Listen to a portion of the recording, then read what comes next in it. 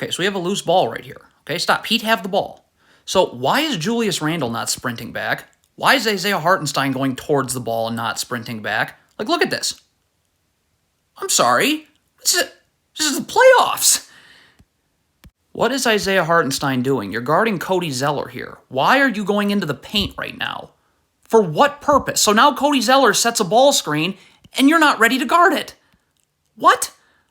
Like, what was that?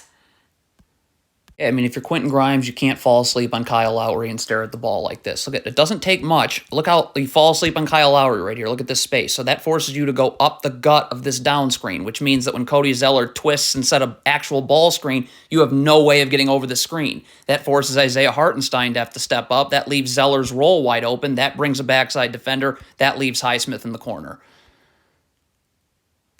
Okay, if the Knicks are switching this screen right here, then R.J. Barrett needs to get up, level to the screener, in a defensive stance with his feet set. R.J. Barrett is none of those things. So now when Cody Zeller comes to set a ball screen that R.J. Barrett's going to try and get over the top of, it's going to take him about 3 hours to do so, and this is now essentially a 2-on-1. If you're R.J. Barrett here and you're taking the ball in transition, then you need to sprint back so you can get your feet set in a defensive stance. Like, you can't just lightly jog back, because you're just lightly jogging into a Kyle Lowry open three. Okay, so if Mitchell Robinson is switching the screen, then you got to be in a defensive stance with your feet set, ready to guard Jimmy Butler when he comes off the screen. Look at Mitchell Robinson. First of all, why does he have his hand on the screener?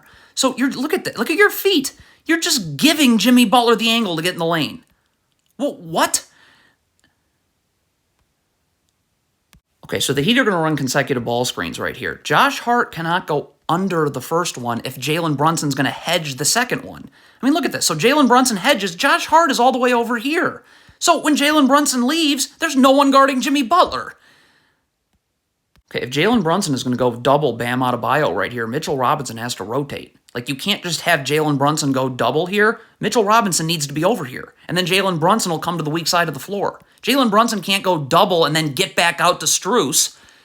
Okay, if Jalen Brunson is going down to double on Bam Adebayo, Isaiah Hartenstein can't be coming here too. You got to stay in the corner. You got to be able to rotate. Look at this right here. You have 3 players guarding Bam Adebayo. So now Julius Randle's got to worry about the weak side corner and his man Max Strus. So now when Strus catches the ball, he's not ready to guard. So it's just rip and go right in the lane. Okay, so the Heat are running a pick and pop right now. I don't know what Isaiah Hartenstein's doing. Kevin Love is popping this way. You need to be over here. You're just standing in the middle of nowhere. You eventually rotate, but that was weird. Stop. Jalen Brunson has got to stay with Max Strus here. Now it's, what is Jalen Brunson doing? I mean, okay, so Julius Randle's trailing this play defensively. Why is Julius Randle jogging?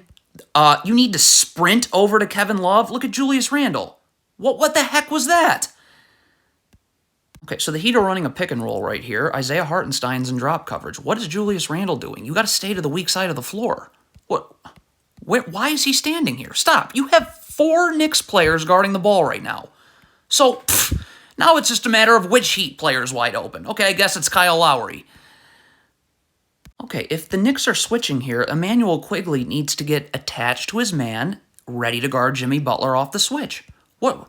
I'm sorry, what is Quigley doing? The screen is this way, not this way. So now when you switch onto Jimmy Butler, you're off balance. He's in the lane. He doesn't need much help to score. Okay, if the Knicks are switching this screen, then Quentin Grimes has got to get underneath the screener Bam Adebayo immediately. You're switching over the top. So what does this mean? Now R.J. Barrett's got to come help you box out, and Highsmith is... You never guard like this with your man behind you and your back to the ball. Look what happens. So because you were guarding like that, stop. Duncan Robinson just created space. Well, apparently you're supposed to switch the screen, and you're, again, nowhere to be found on this switch. Okay, so Isaiah Hartenstein is guarding Bam Adebayo here. Why does he just stop guarding Bam Adebayo? Stop. Why'd you just stop guarding him? So now he's setting a screen. You need to be up here. I don't know if you want to switch the screen, be in drop coverage on the screen. You can't be scrambling up to the ball now. What? Okay, so Kyle Lowry is going to turn to post up Emmanuel Quigley. At some point, Emmanuel Quigley's got to battle for positioning here. Like, look at this. He's just pushing you backwards. You're waiting. He's going to push you backwards again, and now he's too deep in the paint. Okay, if Obi Toppin is going to come from the weak side of the floor to double Jimmy Butler, then you got to come all the way. Look at this. So Obi Toppin, stop. Why is Obi Toppin not coming all the way up here? Why are you? This is like sort of doubling. What? Okay, I mean, if Julius Randle is coming to double right here, then Jalen Brunson has to stay home. You have to rotate. I mean, so Jimmy Butler drives, Julius Randle steps up. Obi Toppin's going to have to rotate here. Jalen Brunson has to stay home because Quentin Grimes will then rotate here, you'd rotate here, and then Julius Randle will eventually end up here. But you can't double and then just let this drop-off pass happen.